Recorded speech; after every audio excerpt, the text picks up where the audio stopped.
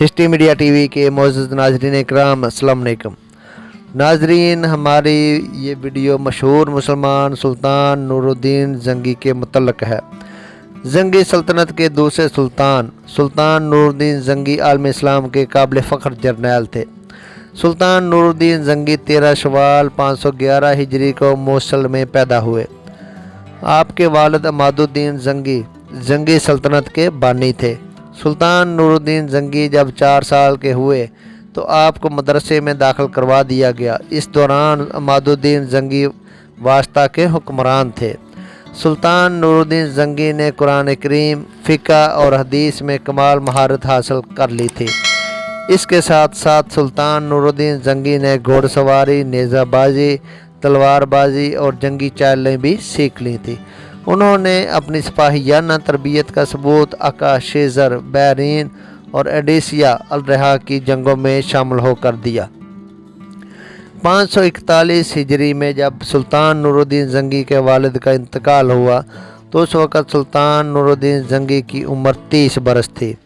अपने वालिद अमादुद्दीन जंगी की वफ़ात के बाद हुकूमत की बागडोर उनके हाथ में आ गई।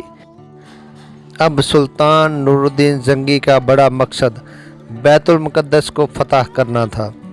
अल-रहा एडिसिया का ईसाई हुक्मरान जोसेलन सानी अल-रहा से फ़रार होकर दरियाए फ़रात के मगरब में मौजूद शहर तिल बाशर में जा छुपा था। लेकिन सुल्तान अमादुद्दीन जंगी की वफ़ात की खबर सुनकर जोसेलन सानी ने अल-रहा की ईसाई अवाम से साज़बाज़ कर ली और 541 हिजरी बमुताबिक 1146 ईस्वी में इसने अल-रहा पर हमला कर दिया। ये हमला रात के अंधेरे में मकरो फरेब से किया गया था, लेकिन खुशकिस्मती से उस वक़्त अल-रहा के मुसलमान चौकस थे। उन्होंने शहर के दरवाज़ों को बंद कर दिया। उधर जब सुल्तान नूरुद्दीन जंगी को ईसाई बादशाह के हमले की खबर मिली तो उन्होंने फ़ौरन 10,000 का लश्कर तैयार किया और आंधी और तूफ़ान की तरह अल-रहा पहुँच गए। जब अगले दिन जोसेलन सानी ने सुल्तान की फ़ौज को देखा तो उसके होश ठिकाने आ गए, क्योंकि शहर के अंदर से मुसलमानों ने हमला कर दिया था और अकब से सुल्तान नूरुद्दीन जंगी की फ़ौज ने हमला कर दिया था। शाम तक खून रेज़ जंग जारी रही। इस खून रेज़ जंग में 10,000 ईसाई फ़ौजी मारे गए। जोसेलन सानी सख्त परेशान हुआ, क्योंकि उसके साथ सिर्फ 20 वफ़ादार अफसर रह गए थे। उसने इन बचे खुचे अफसरों के साथ किले के एक बुर्ज में पनाह ले ली। जब मुसलमान फ़ौज को उसकी खबर मिली तो उन्होंने इस बुर्ज को बारूद की सुरंग से उड़ा दिया, लेकिन फिर भी जोसेलन सानी किसी तरह जान बचाने में कामयाब हो गया। इस शहर की फतह से ईसाई दुनिया में मातम बिछ गया। चनाचे ईसाई बादशाहों ने सलीब के नाम पर अवाम को मुश्तअल किया और मुसलमानों के ख़िलाफ़ एक फ़ौज तैयार की गई। फ्रांस के बादशाह लुई हफ्तम और जर्मनी के बादशाह कानर्ड सोइम की क़ियादत में लाखों का लश्कर बैतुल मुक़द्दस रवाना हुआ। बैतुल मुक़द्दस पहुँचने के बाद इन दोनों ईसाई बादशाहों ने यह फ़ैसला किया कि मुसलमानों की फ़ौजी ताकत को कुचलने के लिए दमिश्क पर कब्ज़ा किया जाए। सुल्तान नूरुद्दीन जंगी की बसीरत अफरोज़ निगाहें देख चुकी थी कि ईसाई दमिश्क पर कब्ज़ा का इरादा रखते हैं। सुल्तान नूरुद्दीन जंगी ने दमिश्क के बाअसर उमरा से राजदारी से बातचीत करते हुए 549 हिजरी बमुताबिक 1154 ईस्वी में दमिश्क पर कब्ज़ा कर लिया। अब बैतुल मुक़द्दस तक मुसलमानों के लिए रास्ता साफ़ हो चुका था। बाद के सालों में हार्म, शेज़र और जेश के मार्के पेश आए। रमज़ानुल मुबारक 559 हिजरी बमुताबिक 1164 ईस्वी में एक खूनरेज़ जंग में सुल्तान नूरुद्दीन जंगी ने हार्म को फ़तह किया था। सलीबियों का ये मजबूत किला हलब के मगरब में अंताकिया के करीब वाक़या था। इस फतह की ख़ास बात यह थी कि सुल्तान नूरुद्दीन जंगी के पास सिर्फ 4,000 मुजाहिदीन थे, जबकि मुकाबले में 32,000 का ईसाई लश्कर था। लेकिन नूरुद्दीन जंगी की ईमानी ताकत के सामने ये लश्कर ढेर हो गया।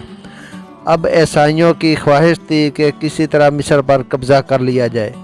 ان دنوں مصر پر فاطمی خلیفہ فائز بن نصر اللہ حکمران تھا کہ یروشلم کے صلیبی بادشاہ اموری نے مصر پر حملہ کر کے بلشبیس کا قلعہ فتح کر لیا۔ جب یہ خبر سلطان نور الدین زنگی تک پہنچی تو انہوں نے اپنے بہترین سپہ سالار اسد الدین شیرکوہ کو فوج دے کر مصر بھیجا۔ اس مقدس جنگ میں عظیم مسلمان سلطان صلاح الدین ایوبی بھی شامل تھے۔ سلطان نور الدین زنگی کے اس سپہ سالار نے مصر پر قبضہ کر لیا۔ 564 ہجری بمطابق 1168 عیسوی میں جب سلطان نور الدین زنگی دریائے فرات کے شمالی علاقوں میں امن قائم کرنے میں مصروف تھے تو موقع ملتے ہی یروشلم کے بادشاہ نے مصر پر پھر حملہ کر دیا اور مصر کی گلی کوچوں میں درندگی کا راج تھا۔ صلیبی سپاہی بڑی بے رحمی سے مسلمان بچوں اور مردوں کو شہید کر رہے تھے۔ یہاں سے صلیبی لشکر فسطاط شہر جا پہنچا۔ صلیبی فوج نے بے رحمی کا ثبوت دیتے ہوئے شہر کو آگ لگا دی اور 10 صفر 564 ہجری بمطابق 13 نومبر 1168 عیسوی کو صلیبی فوج نے قاہرہ کا محاصرہ کر لیا۔ فاطمی خلیفہ الحاسد نے سلطان نور الدین زنگی کو پیغام بھجوایا۔ سلطان نور الدین زنگی نے برق رفتاری سے اپنے بہادر سپہ سالار اسد الدین شیرکوہ کو فوج دے کر مصر روانہ کیا۔ سلطان نور الدین زنگی کے لشکر کی صلیبی فوج پر اس قدر دہشت طاری تھی کہ سلطان کی فوج کے آنے سے پہلے ہی صلیبی قاہرہ کا محاصرہ ختم کر کے یروشلم کو فرار ہو گئے۔ جمادی الاخر 564 ہجری بمطابق 23 مارچ 1169 عیسوی کو جب شیرکوہ کی وفات ہوئی تو ان کے بعد مصر کی حکومت ان کے بیٹے صلاح الدین ایوبی کے سپرد کر دی گئی۔ اسی سال سلطان نور الدین زنگی نے بیت المقدس کو صلیبیوں سے واپس لینے کا ارادہ کیا اور فوجی تیاریاں شروع کر دیں۔ سلطان نور الدین زنگی نے حلب سے ایک ماہر کاریگر کو بلا کر ایک خصوصی ممبر تیار کروایا۔ یہ اس لیے کہ بیت المقدس کو فتح کرنے کے بعد سلطان نور الدین زنگی خود اپنے ہاتھوں سے اس ممبر کو مسجد اقصی میں نصب کرنا چاہتے تھے۔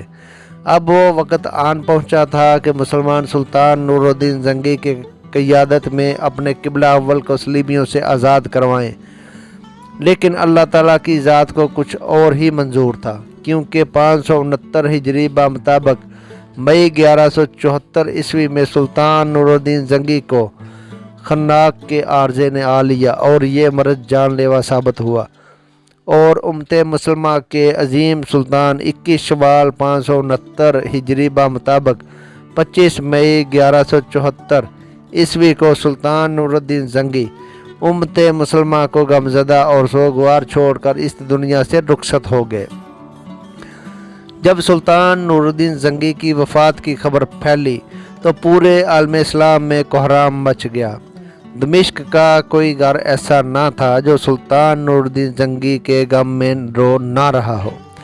سلطان نور الدین زنگی نے اپنی 58 سال کی عمر میں 28 سال حکومت کی، اور ان 28 سالوں میں سلطان نور الدین زنگی نے وہ کارنامے سر انجام دیے جو تاریخ میں ہمیشہ سنہری الفاظ سے لکھے جائیں گے۔ اللہ تعالیٰ سلطان نور الدین زنگی کی قبر کو نور سے بھر دے، آمین۔